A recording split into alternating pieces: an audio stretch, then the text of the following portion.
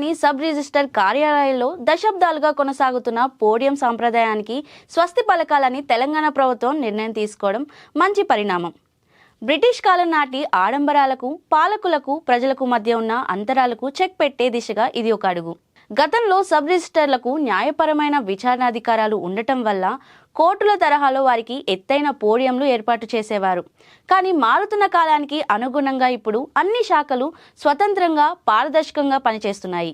జిల్లా కలెక్టర్లకే లేని ఇటువంటి ప్రత్యేక ఏర్పాట్లు సబ్ రిజిస్టర్లకు ఎందుకన్న ముఖ్యమంత్రి రేవంత్ రెడ్డి ప్రశ్న ఆలోచించదగ్గది.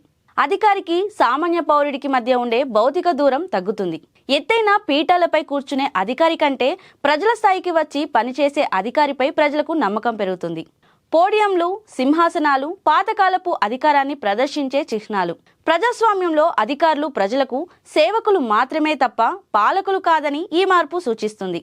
రిజిస్ట్రేషన్ శాఖలో సంస్కరణలు కేవలం డిజిటలైజేషన్ ద్వారానే కాకుండా ఇటువంటి భౌతిక మార్పుల ద్వారా కూడా రావాలి. ఇలాంటి మరిన్ని ఇంట్రెస్టింగ్ వీడియోల కోసం దాత్రి టీవీని సబ్స్క్రైబ్ చేసుకోండి. ఫేస్బుక్, ఇన్స్టాగ్రామ్, ట్విట్టర్లో దాత్రి టీవీని ఫాలో కండి.